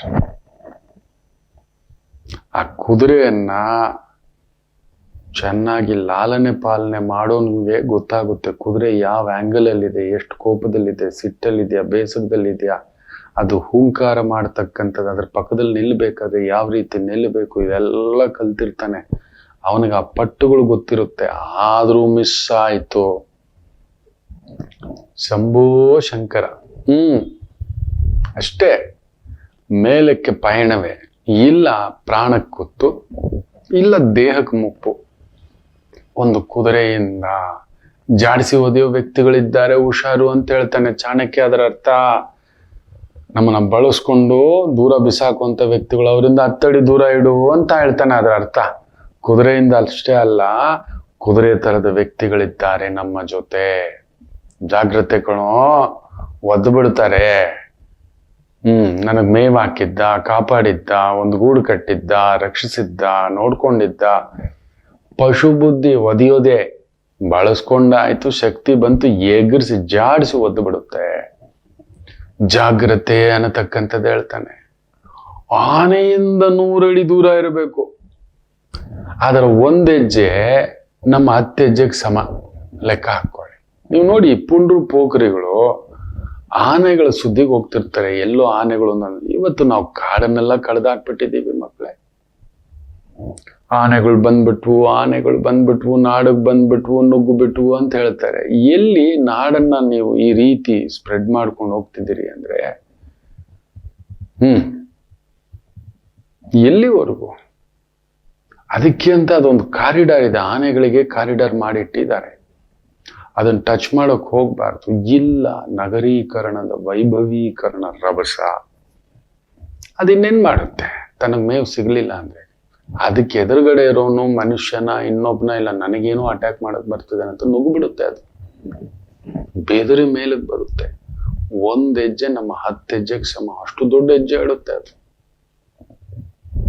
100 ಅಡಿ ದೂರ ಇರಬೇಕು ಅನ್ನತಕ್ಕಂಥದ್ದು. ಅದಕ್ಕೆ ಚಾಣಕ್ಯ ಹೇಳೋದು ಅಂದ್ರೆ, ನಮ್ಮನ್ನ ಅಷ್ಟು ವೇಗವಾಗಿ ತಿವಿಲಿಕ್ಕೆ ಕೂಡ ಕೆಲವು ವ್ಯಕ್ತಿಗಳು ಬರ್ತಾರೆ. ಅವರಿಂದ 100 ಅಡಿ ದೂರ ಇರಬೇಕು. ಅವನ್ ಸೈಲೆಂಟ್ ಆಗಿದ್ದಾನೆ, ದೊಡ್ಡವನ್, ಅವನೇನ್ ನಮ್ ಸುದ್ದಿಗೆ ಬರ್ತಾನೆ? ಖಂಡಿತ ಇಲ್ಲ. ಅವನ್ ದೊಡ್ಡವನಾದಷ್ಟು ತುಂಬಾ ಹುಷಾರಾಗಿರ್ಬೇಕು. ಆಪತ್ತೆ, ಜಾಗರೂಕತೆ. ಇನ್ನೂ ಒಂದ್ ಮಾತು ಹೇಳ್ತಾನೆ, ಕಟ್ಟ ಕಡೆಯ ಮಾತು. ಅದು ಮಾತ್ರ ಜೀವನದಲ್ಲಿ ಬರೆದಿಟ್ಕೊಳ್ಳಿ ಮಕ್ಕಳೇ, ಶೇರ್ ಮಾಡ್ಕೊಳ್ಳಿ. ದುರ್ಮಾರ್ಗಿಯಿಂದ ಒಂದು ದೇಶ ಬಿಟ್ಟು ದೂರ ಇರಬೇಕು, ಅಟ್ಲೀಸ್ಟ್ ಒಂದು ರಾಜ್ಯ, ಇಲ್ಲ ಮಿನಿಮಮ್ ಜಿಲ್ಲೆಯಿಂದ ದೂರ ಇರಬೇಕು ಅಂತಾನೆ. ನಮಗ್ ಗೊತ್ತೇ ಇಲ್ಲ, ನಾವು ಆಂಧ್ರಕ್ಕೆ ಬಂದ್ಬಿಟ್ವಿ, ಇಲ್ಲ ಆಂಧ್ರದಿಂದ ಬೆಂಗಳೂರಿಗೆ ಬಂದ್ಬಿಟ್ವಿ, ನಮಗ್ ಗೊತ್ತೇ ಇಲ್ಲ ಸರ್. ಅಂತ ದುರ್ಮಾರ್ಗಿ ಅವನು ನಿಮ್ಮ ಸೋದರ ಇರ್ಬೋದು, ಅಣ್ಣ ಇರ್ಬೋದು, ಗಂಡ ಇರ್ಬೋದು, ಅಪ್ಪ ಇರ್ಬೋದು, ಅಮ್ಮ ಇರ್ಬೋದು, ಸ್ನೇಹಿತ ಇರ್ಬೋದು, ಬಂಧು ಇರ್ಬೋದು, ಆತ್ಮೀಯ ಇರ್ಬೋದು, ಯಾರಾದರೂ ಸರಿಯೇ. ಆದ್ರೆ ಇವತ್ತು ಕಲಿಯುಗಕ್ಕೆ ದುರ್ಮಾರ್ಗಿಗಳಿಗೆ ಜೈಕಾರ. ನೀವು ನೋಡಿ, ಯಾರಾದ್ರೂ ನ್ಯಾಯಬದ್ಧವಾಗಿ ಧರ್ಮಬದ್ಧವಾಗಿ ಇಷ್ಟು ದುಡ್ಡು ಸಂಪಾದನೆ ಮಾಡ್ಲಿಕ್ಕಾಗುತ್ತಾ? ಏನಾಗಿದೆ ಇವತ್ತು ನಮ್ಮ ಬೆಂಗಳೂರು ಗತಿಯೇ ನೋಡಿ, ಎಷ್ಟು ಉದ್ಯೋಗಗಳ ಸೃಷ್ಟಿಯಾಗಿದೆ ನೋಡಿ. ಮನುಷ್ಯ ಗೆಲ್ಲುವವರೆಗೂ ಒಂದು ಮಾತು, ಗೆದ್ದ ಮೇಲೆ ಒಂದು ಮಾತು. ಗೆಲ್ಲುವವರೆಗೂ, ಗೆದ್ದ ಮೇಲೆ ಸಾಮಾನ್ಯರ ಪಾಡೇನು? ನಾವೆಲ್ಲ ಸೇರ್ಕೊಂಡು ಒಬ್ಬ ನಾಯಕನನ್ನ ಆಯ್ಕೆ ಮಾಡಿದ್ವಿ. ಒಂದು 240 ಜನರನ್ನ. ಆ 240 ಜನ ಸೇರ್ಕೊಂಡು ಇನ್ನೊಬ್ಬ ದೊಡ್ಡ ಧೀಮಂತ ನಾಯಕ ಅಂತ ಆಯ್ಕೆ ಮಾಡಿದ್ರು, ದೊರೆ ಅಂತ. ಪ್ರಜಾಪ್ರಭುತ್ವ ವ್ಯವಸ್ಥೆ ಇವತ್ತು ನಿಜವಾಗ್ಲೂ ನಮ್ಮನ್ನ ದೊರೆ ಮಟ್ಟದ ವ್ಯಕ್ತಿಗಳು, ಅಧಿಕಾರಿಗಳು ಸನ್ಮಾರ್ಗದಲ್ಲಿ ಪಾಲನೆ ಮಾಡ್ತಿದಾರಾ? ಅವರ ಮೇಲೆಯೇ 100 ಕೇಸುಗಳು. ಬೇರೆ ಬೇರೆ ಕಾನೂನಿರುವುದೇ ದೊಡ್ಡವರನ್ನ ಕಾಪಾಡಲು. ನೀವು ನಂಬ್ತೀರಾ? ಸಣ್ಣವರನ್ನಲ್ಲ. ನಾವು ಸಣ್ಣವರು ಅಂತ ದೊಡ್ಡ ಲಾಯರ್ಗಳನ್ನೆಲ್ಲ ಇಟ್ಕೊಳಕ್ಕಾಗುತ್ತಾ? ಬದುಕ್ಲಿಕ್ಕಾಗುತ್ತಾ? ಕೇಳ್ತಿರ್ತೇವೆ ಆಗಾಗ ಈ ನಡೀತಿರ್ತಕ್ಕಂಥ ಅನ್ಯಾಯಗಳು, ಪರಂಪರೆ. ಇವತ್ತು ದೇವತಾ ಮೂರ್ತಿಗಳು, ನ್ಯಾಯಮೂರ್ತಿಗಳು ನಿಂತಿದ್ದಾರೆ. ಕೆಲವರು ಹೇಳಬಾರ್ದು, ಖಡಕ್ ಜಡ್ಜ್ಮೆಂಟ್ಗಳು ಯಾವ ತರ ಮಿಸ್ಯೂಸ್ ಆಗ್ತಿದೆ. ಬರೀ ಒಂದು ವರದಕ್ಷಿಣೆ ಕೇಸ್ ತಗೊಳ್ಳಿ ನೀವು ಬೇಕಾದ್ರೆ, ಒಂದೇ ಒಂದು ವರದಕ್ಷಿಣೆ ಕೇಸ್ ಇದಾರೆ, ಮಾಡಿಲ್ಲ ಅನ್ನೋತಕ್ಕಂಥದ್ದಲ್ಲ. ಆದ್ರೆ ಅದೇ ಕಾನೂನನ್ನ ದುರುಪಯೋಗ ಮಾಡಿಕೊಂಡು ನೀನ್ ಹೆಂಗಾದ್ರೂ ಸರಿ, ಹೇಗಾದ್ರೂ ಸರಿ, ನೀನ್ ಹಾಳಾದ್ರೂ ಸರಿ, ನನಗದೆಲ್ಲ ಗೊತ್ತಿಲ್ಲ, ನೀನನ್ನು ಸುತ್ತಿಸ್ಬೇಕು, ನರಳಿಸ್ಬೇಕು ಅಂತ ದುರ್ಮಾರ್ಗಿ ಜೊತೆ ಇನ್ನೇನ್ ಬದುಕು? ಅವನು ಸನ್ಮಾರ್ಗ ಅನ್ನೋದೇ ಇಲ್ಲ, ಆ ಭಾವವೇ ಇಲ್ಲ, ಆ ಆಲೋಚನೆ ಇಲ್ಲ. ಅಂಥದ್ದು ಇನ್ನೇನಕ್ಕೆ? ಅವನಿಗೆ ತುಂಬಾ ದೂರ ಇರ್ಬೇಕು. ಅವನ್ ನಿಮ್ಮ ಅಣ್ಣ ಆದ್ರೂ ಸರಿ, ನಿಮ್ ತಂದೆ ಆದ್ರೂ ಸರಿ, ಊರೆಲ್ಲ ಕೆಟ್ಟ ಹೆಸರು, ಸುತ್ತಮುತ್ತ ಕೆಟ್ಟ ಹೆಸರು. ಅವನು ಏನೋ ಮೋಸ ಮಾಡಿ ಬದುಕ್ತಿದ್ದಾನ. ಅವನ ಜೊತೆ ಇದ್ದು ಆ ಅನ್ನ ತಿನ್ನಬೇಕಾ? ಆ ಗಾಳಿ ಸೇವನೆ ಬೇಕಾ? ಯೋಚನೆ ಮಾಡಿ ನೋಡಿ. ಇಲ್ಲ. ಅಂತ ಒಂದು ಕುಂತಿದೇವಿ ಪಾಂಡವರು ವನವಾಸಕ್ಕೆ ಹೋದಾಗ ಆ ತಾಯಿ ಜೀವ ದುರ್ಯೋಧನನ, ಧೃತರಾಷ್ಟ್ರನ ಅರಮನೆಯಲ್ಲಿ ಉಳ್ಕೊಳ್ಳಲ್ಲ. ಧೃತರಾಷ್ಟ್ರ ಕೇಳ್ಕೊತಾನೆ, ಅಮ್ಮ ನಮ್ ಜೊತೆಲಿರೋ. ಇಲ್ಲ ಬಾವಾಜಿ, ನಾನು ಇಲ್ಲೇ ಇರ್ತಾನೆ. ವಿದುರರ ಆ ಒಂದು ಮನೆ ಇದೆಯಲ್ಲ, ಅದ್ರ ಪಕ್ಕದಲ್ಲಿ ಒಂದು ಚಿಕ್ಕ ಗೂಡು ಕಟ್ಕೊಳ್ತಾನೆ, ಅಲ್ಲಿರ್ತಾನೆ. ನಂಗೆ ಯಾರು ನೆರಳು ಬೇಡ, ನಿಮ್ಗೆ ತೊಂದರೆ ಕೊಡೋದು ಅಂತಲ್ಲ, ಬೇಡ, ನನ್ನ ಮಕ್ಕಳಿಲ್ಲ, ನಾನು ಹೆಂಗೆ ಅಂತಃಪುರದಲ್ಲೇ ಅರಮನೆಯಲ್ಲಿರ್ಲಿ, ಎಲ್ಲೋ ಅವರು ವನವಾಸಕ್ಕೆ ಹೋಗಿದ್ದಾರೆ, ನಾನು ಕೂಡ ಅವರ ರೀತಿಯಲ್ಲೇ ಬದುಕ್ತೇನೆ ಅಂತ ಆಕೆ ಹೇಳ್ತಾಳೆ. ಅದರ ಅರ್ಥ ಏನ್ ಗೊತ್ತಾ? ಇಂಥ ಒಬ್ಬ ದುರ್ಮಾರ್ಗಿಯ ಅನ್ನ ತಿನ್ನಬಾರದು ಅಂತ ಸ್ವಂತ ಭಾವ. ವರಸೆಯಲ್ಲಿ ಗಾಂಧಾರಿ ಅಕ್ಕ ಆಗಬೇಕು ಕುಂತಿದೇವಿಗೆ. ಯಜಮಾನರ ಅಣ್ಣ ಭಾವನ ಮನೇಲಿ ತಿನ್ನೋದ್ರಲ್ಲಿ ತಪ್ಪೇನಿಲ್ಲ, ಎಲ್ಲಾ ಸವಲತ್ತು ಇದೆ, ವ್ಯವಸ್ಥೆ ಇದೆ, ವಸತಿ ಇದೆ. ಆಕೆ ತಗೊಳ್ಳಿಲ್ಲ, ಗೊತ್ತು ಆ ಅನ್ನದ ಅಗಳನ್ನು ತಿನ್ನಬಾರದು. ಹಾಗೆ ಕೃಷ್ಣರು ಸಂಧಾನಕ್ಕೆ ಬಂದಾಗಲೂ ಕೂಡ ಆ ಧೃತರಾಷ್ಟ್ರನ ಅರಮನೆಯಲ್ಲಿ ಉಳ್ಕೊಳ್ಳಲ್ಲ, ಅಲ್ಲಿ ಏನೇನೋ ವ್ಯವಸ್ಥೆ ಮಾಡಿಟ್ಟಿರ್ತಾರೆ. ನಾನು ಹೋಗಿ ವಿದುರನ್ ಮನೇಲಿ ಉಳ್ಕೋತೇನೆ ಅಂತ ಯಾಕೆ ಹೇಳಿ? ದುರ್ಮಾರ್ಗಿಯ ಅನ್ನ ತಿಂದ್ರೆ ನಾವು ಕೆಟ್ಟೋದ್ವಿ. ನಾವು ಕೆಡ್ಲೇಬೇಕು ಅಂತೇನಿಲ್ಲ, ಅಂತವ್ರ ಜೊತೆಲಿದ್ರೆ ಕೆಟ್ಟೋದ್ವಿ, ಅವ್ರ ಮನೆ ಊಟ ತಿಂದ್ರೆ ಕೆಟ್ಟೋದ್ವಿ. ಇವತ್ತು ಅಂತ ಜೈಕಾರ ಮಾಡುವವ್ರ ಮನೆಗಳಿಗೆ ಹೋಗಿ ನಾವು ಊಟ ಮಾಡೋದು, ಅಂತ ಮೋಸ ಮಾಡಿ ಬದುಕುತ್ತಿರತಕ್ಕಂಥವ್ರ ಜೊತೆ ನಮಗೆ ತುಂಬಾ ಆನಂದ ಕೊಡೋದು. ಅವ್ನು ಯಾರು ಗೊತ್ತು? ನಾನು ಅವ್ರ ಫ್ರೆಂಡ್ಪ್ಪ, ನಾನು ಅವ್ರ ನಂಬರ್ ನನ್ನ ಹತ್ರ ಇದೆಪ್ಪ ಅನ್ನುವಂತ ಹೇಳ್ಕೊಳ್ಳೋಷ್ಟು ಮಟ್ಟಕ್ಕೆ ಬಂದ್ಬಿಟ್ಟಿದ್ದಾರೆ. ದುರ್ಮಾರ್ಗದಿಂದ ಬದುಕುತ್ತಿರತಕ್ಕಂಥ ವ್ಯಕ್ತಿಗಳನ್ನ ನಾವು ತುಂಬಾ ಹೆಗ್ಗುರುತಾಗಿ ತಗೋತಿದ್ದೇವೆ. ಇಷ್ಟಲ್ಲೇ ಅರ್ಥ ಮಾಡ್ಕೊಳ್ಳಿ, ಚಾಣಕ್ಯ ಹೇಳಿರೋದು, ಇಲ್ಲ ಕೃಷ್ಣರು ನಡ್ಕೊಂಡಿರೋದು, ಕುಂತಿದೇವಿ ನಡ್ಕೊಂಡಿರೋದು.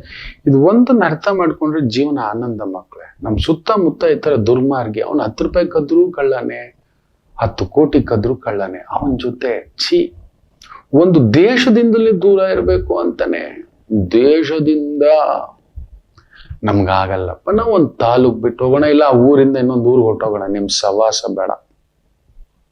ನಿಮ್ಮ ಸಹವಾಸ ಬೇಡ, ಸಹವಾಸದಿಂದ ಸನ್ಯಾಸಿ ಕೆಟ್ಟ ಅನ್ನೋ ಒಂದು ಮಾತು.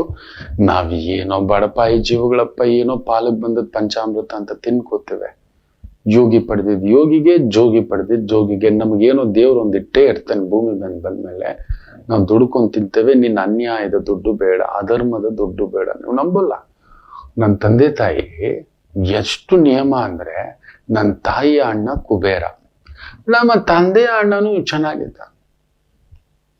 ಒಂದು ದಿನ ಅವ್ರು ಕರೀಲಿಲ್ಲ. ದುರ್ಮಾರ್ಗಿಗಳೇ. ಸನ್ಮಾರ್ಗದಿಂದ ಸಂಪಾದನೆ ಮಾಡಿದ್ರೆ ಅದ್ರ ವ್ಯಾಲ್ಯೂ ಗೊತ್ತಾಗ್ತಿತ್ತು. ಫಸ್ಟ್ ಒಡ ಹುಟ್ಟದವ್ರನ್ನ, ಕುಟುಂಬದವ್ರನ್ನ ರಕ್ಷಿಸ್ತಿದ್ರು. ಅವ್ರಿಗೆಲ್ಲಿ ದುರ್ಮಾರ್ಗದಿಂದ ಸಂಪಾದನೆ ಮಾಡಿದವ್ನು ಯಾರು ಕುಟುಂಬದ ಜೊತೆಲಿ ಇರ್ತಾನೆ? ಯಾರ ಅಣ್ಣ ತಮ್ಮ ಅಕ್ಕ ತಂಗಿ ಅಂತ ಅವ್ರನ್ನೆಲ್ಲ ಬದುಕು ಕಟ್ಕೋತಾನೆ? ಒಂದಿನೂ ನೆನ್ಸ್ಕೊಳ್ಳಿಲ್ಲ. ನೀವು ನಂಬಲ್ಲ, ಇವರಿಬ್ರು ಯಾವತ್ತಿಗೂ ಕೂಲಿ ಕೆಲಸ ಮಾಡಿದ್ರು ನಮ್ಮ ತಂದೆ ತಾಯಿ ಅವ್ರ ಮನೆಗೆ ಕಳಿಸ್ಲಿಲ್ಲ. ನೆನಪು ಇಟ್ಟಿರ್ಲಿಲ್ಲ. ನಮಗ್ ಗೊತ್ತೂ ಇಲ್ಲ ಇಂಥವ್ರು ಇದ್ದಾರಂತೆ, ಅಲ್ಲೆಲ್ಲೋ ಇದ್ದಾರಂತೆ ಅನ್ನೋ ರೀತಿ. ಆ ರೀತಿ ಬದುಕು ಕಟ್ಟಿಸ್ಬಿಟ್ರು ಮಕ್ಕಳೇ. ಅದೇ ಸತ್ಯ. ನಾವು ನೋಡಿ ಇವತ್ತು ಆನಂದವಾಗಿದ್ದೇವೆ. ಕಂಡೋರ್ದು ತಿಂದು ಬೇಡವೇ ಬೇಡ, ಅಂಥವ್ರ ಸಹವಾಸವೇ ಬೇಡ, ನಮಗೇನೋ ಒಂದಿದೆ. ಅದರಲ್ಲಿ ಕಟ್ಟಿ ಚಾಣಕ್ಯನ ಈ ನೀತಿ, ಒಬ್ಬ ದುರ್ಮಾರ್ಗಿಯ ಸಹವಾಸದಿಂದ ದೂರವಿರಿ. ಬೇಡ ಲಂಪಟ, ಲಜ್ಜೆಗೋರ, ಲಂಚಕೋರ. ಅವನ್ ಲಂಚ ತಗೋತಿದ್ದಾನೆ ಅಂದ್ರೆ ಅಂತ ವ್ಯಕ್ತಿಯನ್ನ ಫ್ರೆಂಡ್ಶಿಪ್ ಅನ್ಕೋಬೇಡಿ, ಫ್ರೆಂಡ್ ಅನ್ಕೊಳ್ಳೇಬೇಡಿ. ಬೇಡವೇ ಬೇಡ. ಅವ್ರು ಎಷ್ಟೇ ಒಳ್ಳೆಯವರಾಗಿದ್ರು ಅವನು ಸನ್ಮಾರ್ಗದಲ್ಲಿಲ್ಲ, ದುರ್ಮಾರ್ಗದಲ್ಲಿ ಸಂಪಾದನೆ. ಅಂತವನ್ಗೆ ಹೇಳ್ತಾನೆ, ನಮಗೆ ಯಾಕ್ರಿ ಬೇಕು? ಸುಳ್ಳು ಪಳ್ಳು ಹೇಳ್ಕೊಂಡು ಬದುಕೋ ಅಂತವನು ಬೇಡವೇ ಬೇಡ. ಪರವಾಗಿಲ್ಲ, ನಾವು ತಲೆ ಬಗ್ಸಿ ಬದುಕು ಕಟ್ತೀವಿ. ಈ ತರ ಎಲ್ಲ ತಲೆ ಕೆಡಿಸಿ ಬದುಕ್ತಕ್ಕಂಥ ಜೀವನ ನಮಗ್ ಬೇಕಿಲ್ಲ. ಇನ್ನಷ್ಟು ಮಾತುಕತೆ ಮುಂದುವರಿಸೋಣ. ಒಂದು ಪುಟ್ಟ ವಿರಾಮದ ನಂತರ ವಾಪಸ್ ಬರ್ತಾನೆ. ಮಾತೃದೇವೋ ಭವ. ನಮಾಮಿ ಶಂಕರ. ನನ್ನ ಪ್ರೀತಿಯ ಆಧ್ಯಾತ್ಮಿಕ ಬಂಧುಗಳೇ, ಪ್ರತಿಯೊಬ್ಬರ ಜೀವನದಲ್ಲೊಂದು ಕೆಲವೊಂದು ಪ್ರಶ್ನೆಗಳಿರುತ್ತೆ. ಉತ್ತರವಿಲ್ಲದ ಪ್ರಶ್ನೆಗಳಿಲ್ಲ. ಅಂಥದ್ದೊಂದು ಸಮಸ್ಯೆ ಇದೆಯಾ? ಜ್ಯೋತಿಷ್ಯ ಮುಖೇನ ಹಾಗೂ ಆಧ್ಯಾತ್ಮಿಕ ಮುಖೇನ ನಿಮ್ಮ ಪ್ರಶ್ನೆಗಳಿಗೊಂದು ಪುಟ್ಟ ಸಮಾಧಾನ. ಈ ಕೂಡಲೇ ಕೆಳಗಿನ ಸಂಖ್ಯೆಗೆ ಕರೆ ಮಾಡಿ, ಇಲ್ಲವೇ ವಾಟ್ಸಪ್ ಮಾಡಿ, ಹಾಗೂ ನಮ್ಮ ನಮಾಮಿ ಶಂಕರ ಯೂಟ್ಯೂಬ್ ಚಾನೆಲ್ ಮುಖಾಂತರವೂ ಕೂಡ ಸರಳ ಪರಿಹಾರವನ್ನು ತಾವು ವೀಕ್ಷಿಸಿ ಹಾಗೂ ಪಡೆಯಬಹುದು. ನಮಾಮಿ ಶಂಕರ. ನಮಾಮಿ ಶಂಕರ. ವರ್ಷ 2009 ಜನಿಸಿದವರಿಗೆ ಯಾವ ವಿದ್ಯೆ, ಯಾವ ಕೆಲಸದ ಚಾಯ್ಸ್ ತೆಗೆದುಕೊಳ್ಳಬೇಕು? 2009 ರಿಸಲ್ಟ್ಸ್ ಬರ್ತಿದೆ. SSLC ಪಾಸು, PUC ಪಾಸು ಅಂತೆಲ್ಲ ಹೇಳ್ತಿದ್ದಾರೆ. ಕರೆಕ್ಟಾಗಿ ವೈದಿಕವಾಗಿ ಜಾತಕ ಪರೀಕ್ಷಿಸಿ. ಅವರ ಬಲಾಬಲ ದಯಮಾಡಿ ಹೇಳ್ತಾನೆ, ಅವರ ಬಲಾಬಲ ಇದೊಂದು ಸ್ಯಾಂಪಲ್ ಕೊಡ್ತಿದ್ದಾನೆ ಅಷ್ಟೇ. ಆದರೆ ಇಂಡಿವಿಜುವಲಿ ಅವರ ಜಾತಕವನ್ನ, ಅವರ ಮಾರ್ಕ್ಸ್ ತಕ್ಕಂಥದ್ದು ನೋಡಿ. ಮೊನ್ನೆ ಕೂಡ ಒಂದು ಜಾತಕ ನೋಡ್ತಿರ್ಬೇಕಾದ್ರೆ 2 ವರ್ಷ ಆಗಿದೆ. SSLCಲೂ ಕಡಿಮೆ, PUCಲೂ ಕಡಿಮೆ, ಇನ್ನು ನೀಟ್ ರಿಸಲ್ಟ್ ಬಂದಿಲ್ಲ, ಅದರಲ್ಲೂ ಸರಿಯಾಗಿ ಮಾಡಿಲ್ಲ ಅಂತ ಕುಣಿತ ಪ್ರಭಾವ. ನನಗೆ ಮೆಡಿಕಲ್ಲೇ ಓದಬೇಕು ಅಲ್ಲಿಲ್ಲ. ನೀನು ಆ ಅರ್ಹತೆ ಪಡೆದಿಲ್ಲ. ನೀನು ಜಿಲ್ಲೆಗೆ ಫಸ್ಟ್ ಬಂದಿಲ್ಲ, ನ್ಯಾಷನಲ್ಗೆ ಹೋಗಿ ಓಡ್ತೀನಿ ಅಂದ್ರೆ ತಾಲೂಕು ಲೆವೆಲಲ್ಲೇ ನೀನು ರನ್ನಿಂಗ್ ರೇಸಲ್ಲಿ ಬಿದ್ದ್ಬಿಟ್ಟಿದ್ಯಾ. ತಾಲೂಕಿಗೆ ಸೆಲೆಕ್ಷನ್ ಆಗಿಲ್ಲ. ಒಂದು ನ್ಯಾಷನಲ್ ಲೆವೆಲ್ ಇದ್ರೇನೆ ನಿಮಗೆ ಒಂದು ಸೆಲೆಕ್ಷನ್ ಪ್ರಾಸೆಸ್. ತಾಲೂಕು ದಾಟಬೇಕು, ಜಿಲ್ಲೆ ದಾಟಬೇಕು, ಸ್ಟೇಟ್ ದಾಟಬೇಕು, ನ್ಯಾಷನಲ್ ಬರಬೇಕು. ಮೊದಲನೇ ಹೆಜ್ಜೆಯಲ್ಲಿ ತಾಲೂಕ್ ಲೆವೆಲಲ್ಲೇ ಆ ನಂಬರ್ಸ್ ನಿಮ್ಮನ್ನ ಫಿಲ್ಟರ್ ಮಾಡಿ ಬಿಸಾಕಿಟ್ಬಿಟ್ಟಿದೆ. ತಾಲೂಕ್ ಲೆವೆಲ್ಗೆ ನೀನ್ ಸೆಲೆಕ್ಷನ್ ಆಗಿಲ್ಲ ಕಣೋ. ಹೇಳ್ಬೇಕು ಖಡಕ್ ಆಗಿ, ನೀವು ಯಾಕೆ ಕೊರಗ್ತೀರಿ? ಸರಿ, ಒಂದ್ ಕೆಲಸ ಮಾಡಪ್ಪ, ಇನ್ನೊಂದ್ಸಲಿ ಎಕ್ಸಾಮ್ ಕಟ್ಟು. ನಾನು ಮಾಡಲ್ಲ. ಮತ್ತೆ ಫಾರಿನ್ಗೆ ಹೋಗಿ ಓದ್ಸು, ಅಲ್ಲಿ ಮೆಡಿಕಲ್ ಓದ್ಸು. ನನ್ನ ಫ್ರೆಂಡ್ಸ್ ಎಲ್ಲ ಹೋಗಿದ್ದಾರೆ. ನೀನ್ ಸ್ಕಾಲರ್ಶಿಪ್ ತಗೊಂಡು ಹೋದಪ್ಪ. ಸಾಲ ಸೋಲ ಮಾಡಿ ಓದಿಸ್ಲಿಕ್ಕೆ ಹೋಗ್ಬೇಡಿ. ಆಲ್ರೆಡಿ ನೋಡಿ ಟ್ರಂಪ್ ಅಣ್ಣ ಎಲ್ರಿಗೂ ಕಷ್ಟಪಟ್ಟು ಸಾಲ ಸೋಲ ಮಾಡಿ ಓದಿಸಿ ಅಲ್ಲಿ ಕಳ್ಸಿದ್ರೆ ಅದಕ್ಕೂ ಟ್ಯಾಕ್ಸ್ಗಳು ಏನೇನೋ ಇಟ್ಟುಬಿಟ್ಟಿದ್ದಾನೆ. ದುಡ್ದಿರೋ ದುಡ್ಡು ಎಲ್ಲ ಹಾಕಿದ್ರು ಕೂಡ ಅದಕ್ಕೂ ಒಂದು 5% ಎಷ್ಟು ಟ್ಯಾಕ್ಸ್ ಹಾಕ್ಬಿಟ್ಟಿದ್ದಾನೆ. ಏನೇನೋ ಮಾಡ್ತಿದ್ದಾನೆ. ಪ್ರಂಪಣ್ಣ. ನಿಮ್ಮಲ್ಲಿ ನಿಜವಾಗ್ಲೂ ಅರ್ಹತೆ ಇದೆ ಅಂದ್ರೆ ಯಾಕೆ ತಂದೆ ತಾಯಿ ಮೇಲೆ ಬೀಳ್ತೀರಿ? ಜನರೇಷನ್ Z ಅಲ್ವಾ ನೀವು? ಆ ತಾಕತ್ತಿದೆ ಅಲ್ವಾ? ತಗೊಳ್ಳಿ ಸ್ಕಾಲರ್ಶಿಪ್, ಕ್ರ್ಯಾಕ್ ಮಾಡಿ 1 ವರ್ಷ ಹೋಗ್ಲಿ 2 ವರ್ಷ ಹೋಗ್ಲಿ, ನಿಮ್ ಗಮ್ಯದ ಮೇಲೆ ನಂಬಿಕೆ ಇದೆ ಅಲ್ವಾ? ನಿಮ್ ವ್ಯಕ್ತಿತ್ವದ ಮೇಲೆ ನಂಬಿಕೆ ಇದೆ ಅಲ್ವಾ? ನಿಮ್ ಶಕ್ತಿ ಸಾಮರ್ಥ್ಯದ ಮೇಲೆ ನಂಬಿಕೆ ಇದೆ ಅಲ್ವಾ? ಅವ್ರ ಮೇಲೆ ಯಾಕೆ ಭಾರ ಆಗ್ತಿರಪ್ಪ? ನಾವೆಲ್ಲ ಓದೋವಾಗ 500 ರೂಪಾಯಿ ಕಾಲೇಜ್ ಫೀಸು. 500,000 ಅಂದ್ರೆ ಹೆಚ್ಚು. 2,500 ಇದ್ದಿದ್ದು ಹೆಚ್ಚು. ಪುಸ್ತಕ, ನೋಟ್ಸು, ಸ್ಟಡಿ ಮೆಟೀರಿಯಲ್ ಎಲ್ಲ ಸೇರಿ 2,500ದಲ್ಲಿ ಡಿಗ್ರಿ ಫೀಸ್ ಮುಗೀತಿತ್ತು. ಇವತ್ತು ಒಂದು ಟ್ಯೂಷನ್, ಒಂದು ಸಬ್ಜೆಕ್ಟ್ಗೆ ಬೆಂಗಳೂರಲ್ಲಿ 6,000 ರೂಪಾಯಿ ತಗೋತಿದ್ದಾರೆ. ಒಂದು ಸಬ್ಜೆಕ್ಟಿಗೆ 6,000 ರೂಪಾಯಿ. ಒಂದು ಫಿಸಿಕ್ಸ್ಗೆ 6,000 ರೂಪಾಯಿ, ಮ್ಯಾಥ್ಸ್ಗೆ 6,000 ರೂಪಾಯಿ, ಕೆಮಿಸ್ಟ್ರಿಗೆ 6,000 ರೂಪಾಯಿ, ಬಯಾಲಜಿಗೆ 6,000 ರೂಪಾಯಿ, ಕಂಪ್ಯೂಟರ್ಸ್ಗೆ 6,000 ರೂಪಾಯಿ, 30,000 ರೂಪಾಯಿ ಬಾ ತಿಂಗಳಿಗೆ. ಅಲ್ಲಿಗೆ 3.5 ಲಕ್ಷ ಆಗುತ್ತೆ ಹೆಚ್ಚು ಕಡಿಮೆ ಒಂದು ವರ್ಷಕ್ಕೆ. ಕಾಲೇಜ್ ಫೀಸ್ ಬೇರೆ. ಕೆಲವೊಂದು ಕಾಲೇಜುಗಳಲ್ಲಿ MBA ಇನ್ನೂ 9 ಲಕ್ಷ ಅಂತೆ ಪ್ಯಾಕೇಜು. ಇವ್ರ ಮನೆ ಬಂಗಾರ ಆಗೋಗ 9 ಲಕ್ಷ 90 ಲಕ್ಷ ಈ ರೀತಿ ಇಟ್ಟುಬಿಟ್ಟಿದ್ದಾರೆ. ಎಲ್ಲಿಂದ? ನಾವು ಸುಲಿಗೆ ಮಾಡಿದ್ರು ಕೂಡ ಆ ಥರದ್ದು ತಗೊಬಂದು ಕಟ್ಲಿಕ್ಕೆ ಆಗೋದಿಲ್ಲ. ನಿಮ್ಗೆ ನಿಜವಾಗ್ಲೂ ಅಂತ ತಾಕತ್ತಿದೆ, ಯು ಕ್ರ್ಯಾಕ್ ದಟ್. ಅಂತ ಕಾಲೇಜುಗಳಲ್ಲಿ ನಿಮ್ಗೆ ಅಡ್ಮಿಷನ್ ಫ್ರೀ ಇದೆ, ಹೋಗಿ. ಅಷ್ಟೇ ಹೇಳಬಲ್ಲೆ. ನಿಜ ಹೇಳಬೇಕು ಅಂದ್ರೆ ನಮ್ಮ ಭಾರತ ಸರ್ಕಾರದಲ್ಲಿ ಒಂದು ನಿಯಮ ಇದೆ, ವಿದ್ಯೆ ಅನ್ನುವುದು ಉಚಿತವಾಗಿ ಕೊಡಬೇಕು. ಎಷ್ಟು ಗವರ್ಮೆಂಟ್ ಕಾಲೇಜುಗಳು, ಸ್ಕೂಲುಗಳು ಮುಚ್ಚಾಕ್ಬಿಟ್ಟಿದ್ದಾರೆ. ಹೌದು, ಎಷ್ಟು ಜನ ನಿಮಗೆ ಗವರ್ಮೆಂಟ್ ಸ್ಕೂಲು, ಕಾಲೇಜ್ಗೆ ಹೋಗಿ ಓದ್ಲಿಕ್ಕೆ ನಿಮಗೆ ಅದೇ ಪುಸ್ತಕ ಸ್ಟಡಿ ಮೆಟೀರಿಯಲ್ ಅದೇ, ನೀವು ಓದುತ್ತಿಲ್ಲ. ಹೋಗಿ ಓದಿ ಕೇಳಿ ಆ ಲೆಕ್ಚರರ್ಗಳು, ಆ ಟೀಚರ್ಗಳು ನಿಜವಾಗ್ಲೂ ಮಾರ್ಗದರ್ಶನ ಮಾಡುವಂಥವ್ರಿದ್ದಾರೆ? ಇಲ್ಲ. ಇವತ್ತು ಆ ರೀತಿ ಭಾವ ತುಂಬಿಕೊಂಡು ಬಿಟ್ಟಿದ್ದಾರೆ. ನಮ್ಮ ಮಗುವಿನ ಅರ್ಹತೆ ಏನು ಅಂತ ತಿಳ್ಕೊಳ್ಳಿ. ಈಗ ತಾನೇ ರಿಸಲ್ಟ್ಸ್ ಬಂದಿರೋದ್ರಿಂದ 2009ರಲ್ಲಿ ಪಾಸಾಗಿರತಕ್ಕಂಥವರಿಗೆ ಸರ್ಕಾರಿ ಮಟ್ಟದ ಒಂದು ಶಕ್ತಿ ಸಾಮರ್ಥ್ಯ ಇರತಕ್ಕಂಥ ವಿದ್ಯೆಗಳಿದ್ದಾವೆ. ಅಂಥದಕ್ಕೆ ಸಂಬಂಧಪಟ್ಟಂತ ವಿದ್ಯಾಭ್ಯಾಸಗಳಿಗೆ ಸಿದ್ಧತೆ ಮಾಡಿ, ಕಂಪನಿ ಸೆಕ್ರೆಟರಿ ಇರ್ಬೋದು, ಚಾರ್ಟರ್ಡ್ ಅಕೌಂಟೆಂಟ್ ಇರ್ಬೋದು, ಬ್ಯಾಂಕಿಂಗ್ ಅಫಿಷಿಯಲ್ ಇರ್ಬೋದು, ಅಡ್ಮಿನಿಸ್ಟ್ರೇಷನ್ ಇರಬಹುದು, ಡಿಫೆನ್ಸ್ ಅಕಾಡೆಮಿ ಇರಬಹುದು, ರಕ್ಷಣಾ ಇಲಾಖೆ ಇರಬಹುದು, ಪೊಲೀಸ್ ಇಲಾಖೆ ಇರಬಹುದು, ಲೀಗಲ್ ಇಲಾಖೆ ಇರಬಹುದು, ಪೊಲೀಸ್ ಇಲಾಖೆ ಇರಬಹುದು, ನ್ಯಾಯಾಂಗ ಇಲಾಖೆ ಇರಬಹುದು, ಕಾರ್ಯಾಂಗ ಇಲಾಖೆ ಇರಬಹುದು, ಜಡ್ಜ್ ಇಲಾಖೆ ಇರಬಹುದು. ಈ ರೀತಿಯದ್ದು ಒಂದು ಉದ್ಯೋಗದ ಬಲ ಇರತಕ್ಕಂಥ ಒಂದು ಸೂಚನೆ 2009ರಲ್ಲಿ ಹುಟ್ಟಿದವರಿಗೆ ಇರತಕ್ಕಂಥದ್ದೊಂದುಂಟು. ದುಡುಕ್ಬೇಡಿ. ಹಾಗೆ ಅವ್ರ ಮಾಸ್ಟರ್ ಟೀಚರನ್ನ ಕೇಳಿ, ಹೋಗಿ ಸ್ಕೂಲ್ಗೆ ಹೋಗಿ, ಸರ್ ನಮ್ಮ ಮಗ ಯಾವುದ್ರಲ್ಲಿ ಶಕ್ತಿ ಸರ್? ನಾಟ್ ಓನ್ಲಿ ಮಾರ್ಕ್ಸ್, ಅವನ ಒಂದು ಪ್ರೆಸೆಂಟೇಷನ್ ಇರುತ್ತೆ, ಕಮ್ಯುನಿಕೇಶನ್ ಇರುತ್ತೆ. ನಿಮ್ಮ ಮಕ್ಕಳ ತಾಕತ್ತು ನಿಮಗೆ ಗೊತ್ತೇ ಇರಲ್ಲ. ಅವ್ನು ಶಾಲೆಯಲ್ಲಿ ಇರೋದು ಒಂಥರ, ಮನೇಲಿರೋದು ಒಂಥರ ಇರ್ತಾನೆ, ಫ್ಯಾಮಿಲಿ ಒಂಥರ, ಹೊರಗಡೆ ಒಂಥರ. ಈಗ ನಾನು ಅಷ್ಟೇ, ನನ್ನ ಮನೇಲಿ ಇದ್ದಾಗ ನಾನು ಬೇರೆ ಭಾಷೆ, ಬೇರೆ ರೀತಿಯ ಮಾತುಗಳು. ಅವರು ಒಂಥರ ಮಕ್ಕಳುಗಳು. ನನ್ನ ಮನೇಲಿರೋರು ಎಲ್ಲರೂ ನನ್ನ ಧರ್ಮಪತ್ನಿ ಸಮೇತ ಈ ರೀತಿ ಸ್ಟ್ಯಾಂಡರ್ಡ್ ಆಗಿ ಮಾತಾಡೋಕೆ ಹೋದಂದ್ರೆ ಆಗುವುದೇ ಇಲ್ಲ. ನಾನು ಹೇಳೋದು ಆಕೆಗೆ ಒಂಥರ ಹಿಂಗೆ ಕಾಣಿಸ್ತಿರುತ್ತೆ. ನಾನು ಬೇರೆ ಮಾತಾಡ್ತೇನೆ ಮಕ್ಕಳ ಹತ್ರನೂ ಅಷ್ಟೇ. ಹೊರಗಡೆ ಬಂದಾಗ ಬೇರೆ ವ್ಯವಹಾರ, ಬೇರೆ ಕುಟುಂಬ ಬೇರೆ.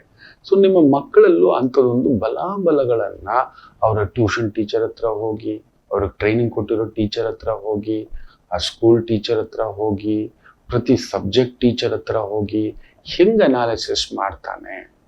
ರ್ಯಾಂಕ್ ಅಲ್ಲ, ನೆನ್ಪಿಟ್ಕೊಳ್ಳಿ. ತುಂಬಾ ಜನ ರ್ಯಾಂಕು ರ್ಯಾಂಕು ರ್ಯಾಂಕು ಅಂತಾರೆ. ರ್ಯಾಂಕ್ ಅನ್ನು ಯಾರು ತಪ್ಪಿಸ್ಲಿಕ್ಕೆ ಆಗೋದಿಲ್ಲ.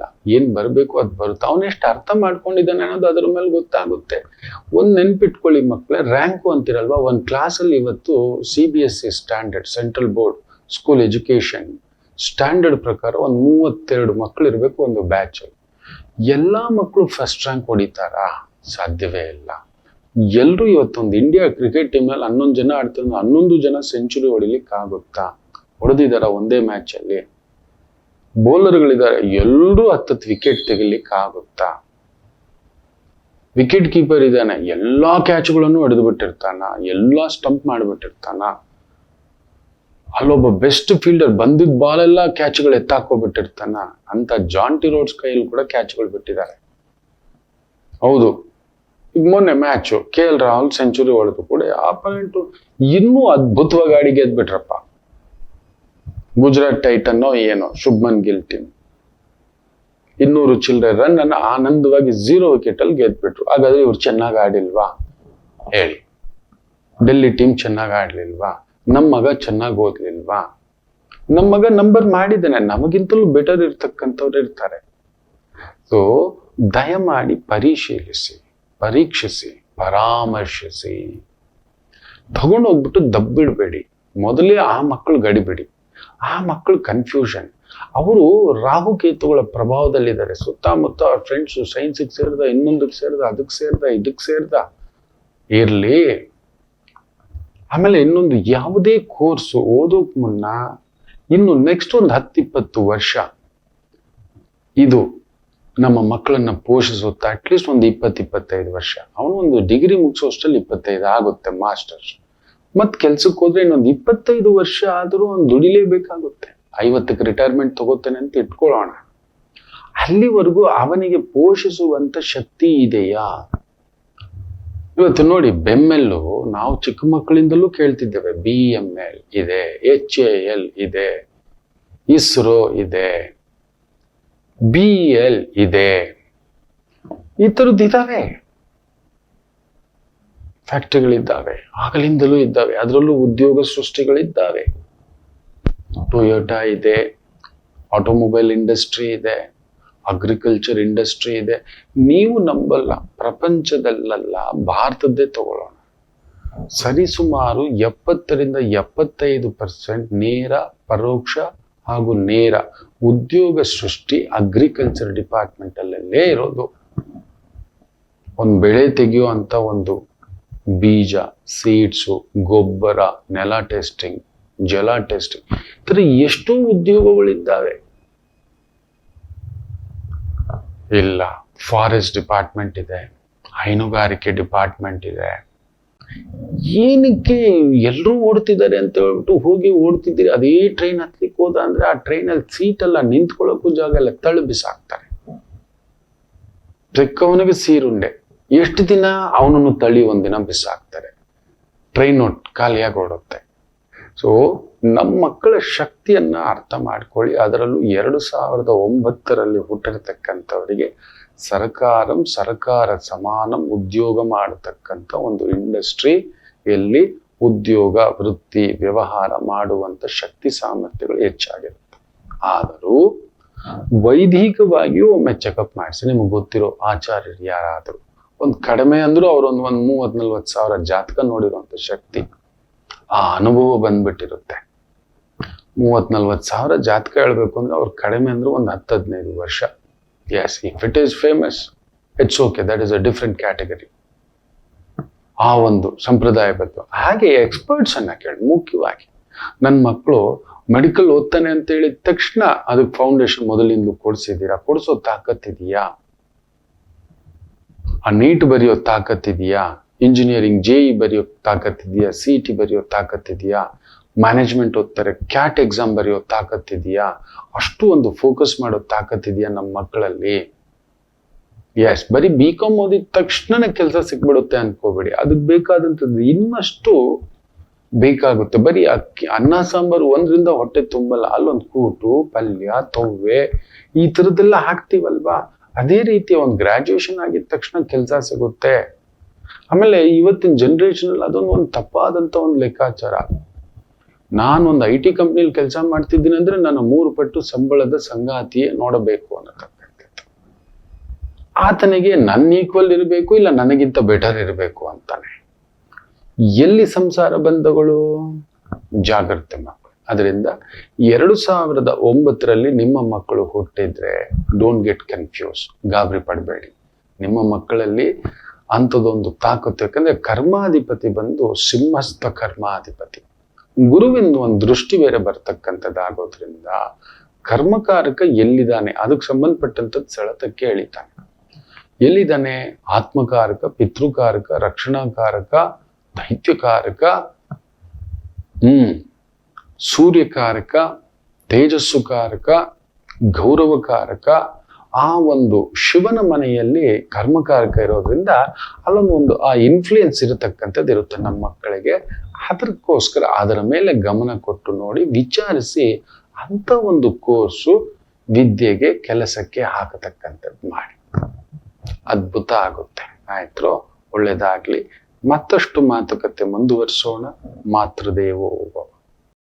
ನಮಾಮಿ ಶಂಕರ. ನನ್ನ ಪ್ರೀತಿಯ ಆಧ್ಯಾತ್ಮಿಕ ಬಂಧುಗಳೇ, ಪ್ರತಿಯೊಬ್ಬರ ಜೀವನದಲ್ಲೊಂದು ಕೆಲವೊಂದು ಪ್ರಶ್ನೆಗಳಿರುತ್ತೆ, ಉತ್ತರವಿಲ್ಲದ ಪ್ರಶ್ನೆಗಳಿಲ್ಲ. ಅಂಥದ್ದೊಂದು ಸಮಸ್ಯೆ ಇದೆಯಾ? ಜ್ಯೋತಿಷ್ಯ ಮುಖೇನ ಹಾಗೂ ಆಧ್ಯಾತ್ಮಿಕ ಮುಖೇನ ನಿಮ್ಮ ಪ್ರಶ್ನೆಗಳಿಗೊಂದು ಪುಟ್ಟ ಸಮಾಧಾನ. ಈ ಕೂಡಲೇ ಕೆಳಗಿನ ಸಂಖ್ಯೆಗೆ ಕರೆ ಮಾಡಿ, ಇಲ್ಲವೇ ವಾಟ್ಸಪ್ ಮಾಡಿ, ಹಾಗೂ ನಮ್ಮ ನಮಾಮಿ ಶಂಕರ ಯೂಟ್ಯೂಬ್ ಚಾನೆಲ್ ಮುಖಾಂತರವೂ ಕೂಡ ಸರಳ ಪರಿಹಾರವನ್ನು ತಾವು ವೀಕ್ಷಿಸಿ ಹಾಗೂ ಪಡೆಯಬಹುದು. ನಮಾಮಿ ಶಂಕರ. ನಮಾಮಿ ಶಂಕರ. ಧನಿಷ್ಠ ನಕ್ಷತ್ರ ಅಷ್ಟಮಿ ಬೇರೆ, ಮಂಗಳವಾರ. ಧನಿಷ್ಠ ನಕ್ಷತ್ರ ಅಷ್ಟಮಿ ದಿನ ಮಂಗಳವಾರ. ಮೂರೂ ಕಲತು ಬಂದಿರತಕ್ಕಂಥದ್ದು ಒಂಥರ, ಅದೊಂದು ಬೆಂಕಿ, ಇದು ಗ್ಯಾಸು, ಇದು ಪೆಟ್ರೋಲ್, ಮೂರು ಪಕ್ಕದಲ್ಲಿದ್ದಂಥ ಒಂದು ಪ್ರಭಾವ. ಒಂಥರ ಕಾಲಾಷ್ಟಮಿಯ ಸಂಕೇತ. ವೆರಿ ಕೇರ್ಫುಲ್ ಮಕ್ಕಳೇ. ಮನಸ್ಸು ನಮ್ಮ ನಿಯಂತ್ರಣ ಇರೋಲ್ಲ. ಜಗಳ, ಮುನಸ್ಸು, ಅವಘಡ, ಬೇರೆ ಏನೇನೋ ಒಂಥರ ಪ್ರಕೃತಿ ಪ್ರಳಯ ತಾಂಡವ ಆಡಿಬಿಡುತ್ತೆ. ಯಾವ ರೀತಿಯಲ್ಲಿ ಅನ್ನೋದು ನಮ್ಮ ಅಂಕೆಗೆ ಮೀರಿದಂಥದ್ದಾಗುತ್ತೆ. ಮಂಗಳವಾರ, ಧನಿಷ್ಠ, ಅಷ್ಟಮಿ ಮೂರೂ ಕಲ್ತು ಬಂದಿದೆ. It's not A right. So ದಯಮಾಡಿ ಹತ್ತಿರದಲ್ಲಿ ದುರ್ಗಿ, ಕಾಳಿಕಾ, ಚಂಡಿಕಾ ಇಂಥ ದೇವಸ್ಥಾನಗಳಿದ್ರೆ ಒಂದು ಪುಟ್ಟ ಬೂದುಗುಂಬಳಗಾಯಿ ದೀಪ ಎಲ್ಲರೂ ಹಚ್ಚಿ. ಯಾರಿಗೆ ಕೆಟ್ಟದಾದರೂ ಕೆಟ್ಟದ್ದೇ, ಯಾರ ಮನೆಯ ಸೂತಕ ಆದರೂ ಸೂತಕವೇ, ಯಾರ ಮನೆಯ ಮಗು ಹೋದ್ರೂ ಅದು ನಮ್ಮ ಮಗುವೇ, ಯಾರ ಕಣ್ಣೀರಾದ್ರೂ ವಸುದೈವ ಕುಟುಂಬಕಂ ನಮ್ಮ ದೇಶ. ನೆನ್ಪಿಟ್ಕೊಳ್ಳಿ. ಇನ್ನೊಬ್ಬರು ನೋವು ಪಡೋದನ್ನ ನೋಡಿ ಸುಮ್ಮನೆ ಕುಳಿತುಕೊಳ್ಳೋರಲ್ಲ ನಾವು. ಅಂತ ಟರ್ಕಿಗೆ ಭೂಕಂಪ ಆದಾಗ ಎಷ್ಟು ಕಳ್ಸಿದ್ರು ಗೊತ್ತಾ? ನಿಯತ್ತಿಲ್ಲದ ದೇಶ. ಅದಕ್ಕೆ ಹೇಳೋದು, ಹಾವಿನಿಂದ 5 ಅಡಿ ದೂರ ಅಂದ್ರೆ ಇಂಥ ಟರ್ಕಿ ಇಂಥವ್ರ ಹತ್ರ ಎಲ್ಲ ನಾವು ತುಂಬಾ ದೂರ ಇರಬೇಕು. ಅವ್ರು ಎಷ್ಟೇ ಮಾಡಿ, ನೀವೆಷ್ಟೇ ಮಾಡಿ, ಹಾವಿಗೆ ಹಾಲಿರದಂತೆ ನೆನಪಿಟ್ಕೊಳ್ಳಿ. ದುರ್ಮಾರ್ಗಿಯಿಂದ ದೂರವಿರಬೇಕು. ಒಂದು ದೇಶ ಬಿಟ್ಟು ದೂರ ಇರಬೇಕು ಅಂತವನಿಗ ನಾವು ಮಾಡಿದ್ವಿ. ಇಷ್ಟೇ ಮಕ್ಕಳೇ. ಜಾಗೃತಿ. ಎಲ್ಲರೂ ಒಂದು ಪುಟ್ಟ ದೀಪ ಹಚ್ಕೊಳ್ಳೋದು. ನಿಂಬೆಹಣ್ಣಿನ ದೀಪನೋ, ಹಾಗಲಕಾಯಿ ದೀಪನೋ, ಪೂದುಗುಂಬಳಕಾಯಿ ದೀಪನೋ. ಅಷ್ಟು ದೂರ ಹೋಗ್ಲಿಕ್ಕಾಗಲಿಲ್ಲ, ಮನೆ ಹೊಸಲು ಹೊರಗಡೆ ಆದ್ರೂ ಇವತ್ತು ಒಂದು ದೀಪ ಹಚ್ಕೊಳ್ತಕ್ಕಂಥದ್ದು ಮಾಡ್ಕೊಳ್ಳಿ ಮಕ್ಕಳು. ಇನ್ನೇನು ಆಪತ್ತಿದೆಯೋ ರಾಮಚಂದ್ರ ಅಂತ. ಪ್ರಕೃತಿಯ ಪ್ರಳಯ ತಾಂಡವ ನೋಡಿ, ನೀರು, ಮಳೆ, ನುಗ್ಗಿ, ಮಾನ್ಯತಾ ಟೆಕ್ ಪಾರ್ಕು ಇಲ್ಲಿ ನೀವು ನೋಡ್ಬೇಕು. ನೀವು ವರ್ಕ್ ಫ್ರಮ್ ಹೋಮ್ ಡಿಕ್ಲೇರ್ ಅಂತ ಕಟ್ಟಿರೋದೇ ಕೆರೆ ಮೇಲೆ. ಇನ್ನೇನಾಗುತ್ತೆ? ಇದೆಲ್ಲ ಕೆರೆ ರೀ, ಕೆರೆ. ನೀರು ಹೋಗಕ್ಕೆ ಜಾಗ ಇಲ್ಲ, ಇನ್ನೆಲ್ಲ ಹೋಗುತ್ತೆ? ಉಕ್ಕಿ ಹೊರಗಡೆ ಬರುತ್ತೆ. ಕೆರೆನ ಏನ್ ಮಾಡಿಟ್ಟಿದ್ರು? ಕೆರೆ ಸ್ಟೋರೇಜ್ ಆಗ್ತಿತ್ತು. ಮಾಡಿತುಣ್ಣೋ ಮಾರಾಯ. ಉಪ್ಪು ತಿಂದವ ನೀರು ಕುಡಿಲೇಬೇಕು. ನಾವೇ ಆಸ್ಪದ ಕೊಟ್ಟಿದ್ದು ಇಂಥವನನ್ನ, ಕಳ್ಳಬಾಕನನ್ನ. ಕಳ್ಳಬಾಕನನ್ನ. ಇಲ್ಲೇ ಒಂದು ರಾಮ ಮಂದಿರ ಕಟ್ಟಿದ್ವಿ, ಇದೇ ಕಾಚಟ್ನಹಳ್ಳಿ ಕೆರೆನಲ್ಲಿ. ಅದು ಕಟ್ಲಿಕ್ಕೆ ಒಂದು ಕಾರಣ ಏನು ಅಂದ್ರೆ, ಅಲ್ಲೊಂದು ಕಸಾಯಿಖಾನೆ ಮಾಡ್ಲಿಕ್ಕೆ ಒಂದು ತಗೊಬಂದ್ರು. ಇವ್ ನಂಬಲ್ಲ, ಅಡ್ವಾಣಿಜಿ ಬಂದಿದ್ರು. ಕಸಾಯಿಖಾನೆ ಕಟ್ತೀವಿ ಅನ್ನತಕ್ಕ ರಾತ್ರಿ ಎಲ್ಲ ಮುಖಂಡರುಗಳು ಸೇರಿ ಅಲ್ಲೊಂದು ದೇವಸ್ಥಾನ ಮಾಡಿ. ನೀವು ನಂಬಲ್ಲ, ಇವತ್ತು ಹೋಗಿ ಆ ದೇವಸ್ಥಾನದ ಸರೌಂಡಿಂಗ್ ನೋಡಿ, ರಾಮ ಮಂದಿರದ ನಮ್ಮ ಆಫೀಸ್ ಹತ್ರ ಇನ್ನೊಂದು 10 ದೇವಸ್ಥಾನಗಳು ಸೇರ್ಕೊಬಿಟ್ಟಿದ್ದಾವೆ. ಬೇರೆದು ಅದು ಏನೋ ಆಗ್ಬಿಟ್ಟಿದೆ. ಎಲ್ಲ ನುಂಗಣ್ಣರುಗಳೇ. ಆಶ್ಚರ್ಯ ಆಗುತ್ತೆ, ಎಲ್ರೂ ಹೋಯ್ತಿ ಕೆರೆ ಅಂತ. ಅಲ್ಲೊಂದು ದೇವಸ್ಥಾನಕ್ಕೆ ಒಂದು ಜಾಗ ಮಾಡಿದ್ರು ಅಷ್ಟೇ. ಅದನ್ನು ಮುಚ್ಚಿ ಹಾಕಿ ಕಸಾಯಿಖಾನೆ ಮಾಡ್ತಾರೆ ಅನ್ನೋದಕ್ಕೆ ದೇವಸ್ಥಾನ ಸರಿ. ಸುತ್ತಮುತ್ತಲ ಜಾಗ ಹಾಗೆ ಬಿಡ್ಬೋದಿತ್ತಲ್ವಾ? ಕೆರೆ ಮಧ್ಯದಲ್ಲಿ ರಾಮರ ಆಲಯ ಇದ್ದಿದ್ರೆ ಏನಾಗ್ತಿತ್ತು? ಅದಕ್ಕೊಂದು ಕಟ್ಟೆ ಕಟ್ಟಿ ಹೋಗಿ ಸುತ್ತಮುತ್ತಲುಗಳು ಇಲ್ಲ. ಅದನ್ನೇ ಒಂದು ಅವಕಾಶ ತಗೊಂಡು ಒಂದ್ 4-5 ಜನ ಪುಡಾರಿಗಳು, ದೊಡ್ಡವರುಗಳು ಅಂತ ಅನ್ನಿಸ್ಕೊಂಡವರು, ದುರ್ಮಾರ್ಗಿಗಳೆಲ್ಲ ದೊಡ್ಡವ್ರೆ ಸೇರಿ ಮಣ್ಣಾಕಿ ಮುಚ್ಚಿ ಅದನ್ನ ಇನ್ನೊಂದು ಲೇಔಟ್ ಹೆಸರಿನಲ್ಲಿ ಮಾಡ್ಕೊಂಡು ಎಲ್ಲ ಎಷ್ಟು ಕೋಟಿಗಳು ನುಂಗಾಕ್ಬಿಟ್ಟಿದಾರೋ. ಹೇಳ್ಬಾರ್ದು ಅದೆಲ್ಲ ಹೇಳ್ತಿದ್ರೆ. ದಿನಕ್ಕೊಂದು 10 ಲಕ್ಷ ಕಲೆಕ್ಷನ್ ಮಾಡೋ ಹಾಗೆ ಮಾಡಿಟ್ಕೊಬಿಟ್ಟಿದ್ದಾರೆ. ಕರ್ಮಕಾಂಡ. ಇನ್ನೇನ್ ಪ್ರಳಯ ಆಗದೆ. ಆಯ್ಕೆ ಮಾಡಿದವ್ರು ಯಾರು? ಅವ್ರನ್ನ ತಗೊಬಂದು ಅವ್ರಿಗೆ ಓಟ್ ಹಾಕ್ದವ್ರು ಯಾರು? ನಾವೇ.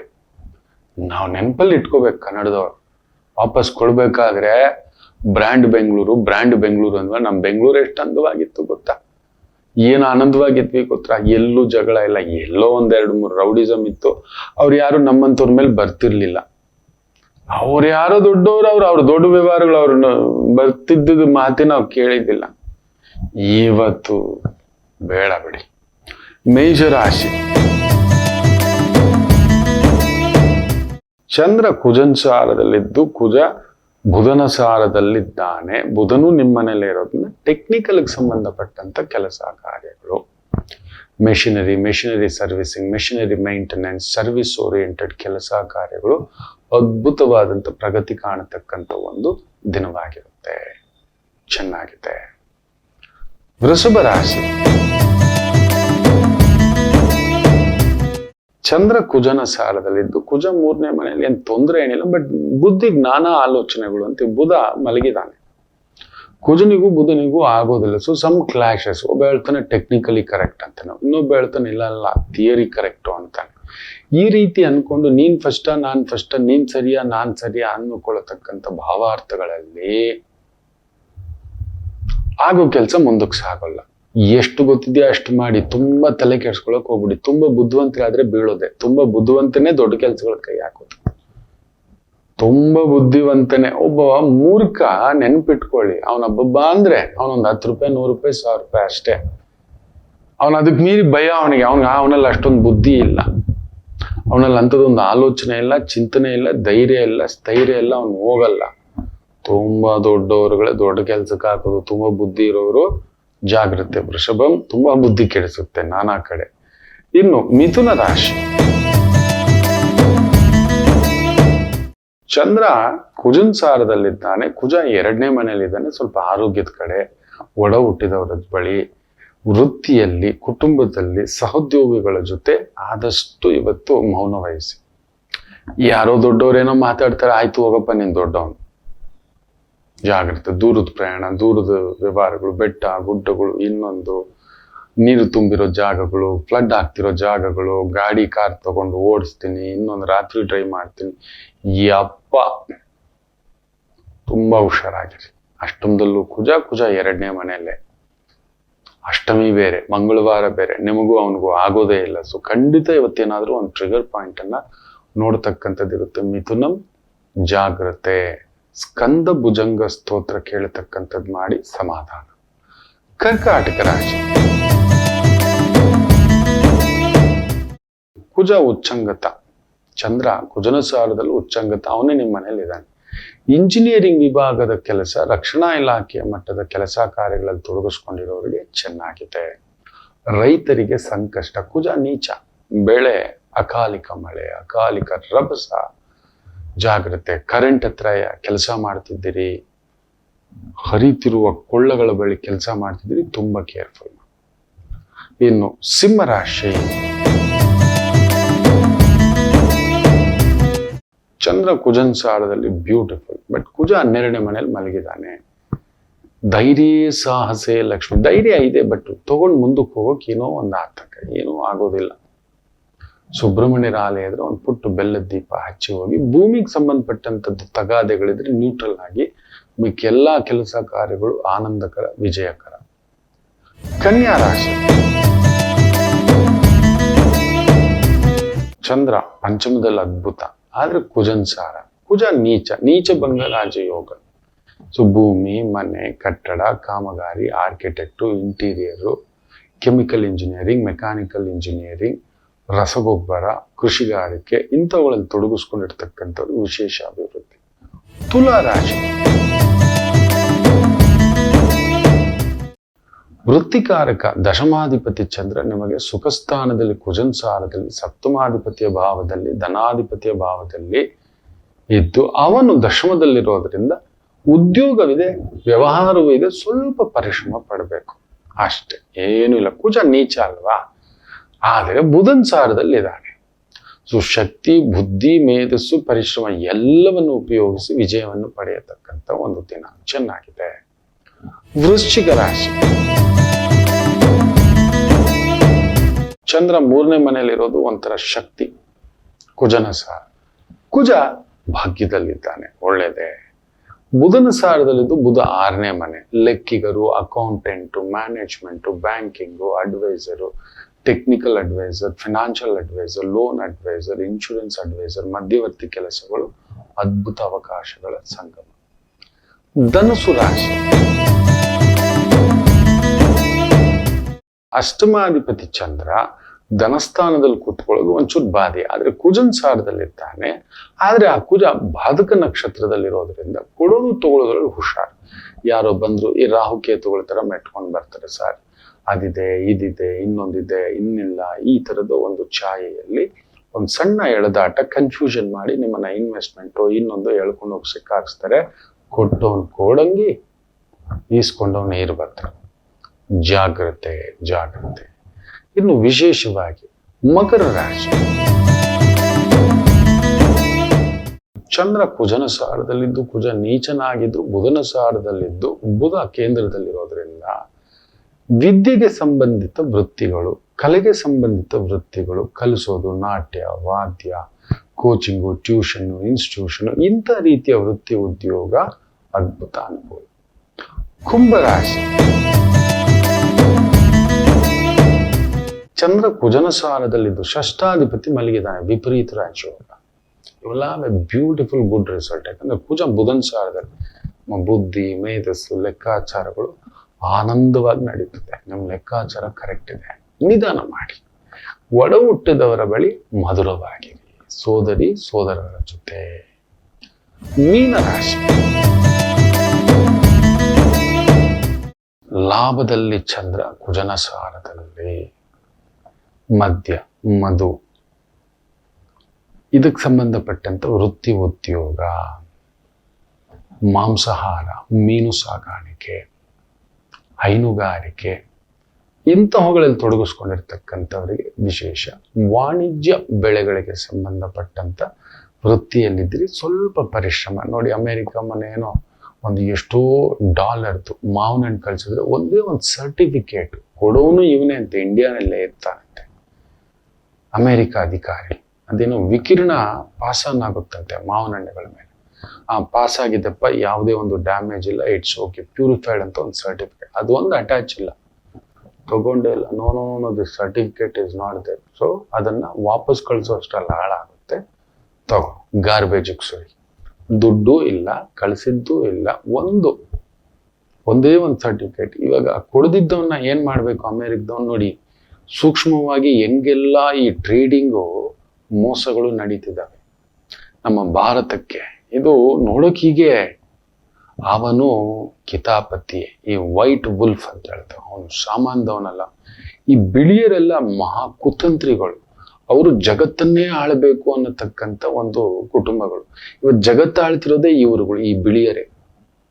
ನೋಡೋಕ್ ಅದೊಂದು ಸರ್ಟಿಫಿಕೇಟೇ, ನೋಡೋಕ್ ಒಂದು ರಫ್ತಿನ ಒಂದು ಸಣ್ಣದು ಅಂತ ಕಾಣಿಸುತ್ತೆ.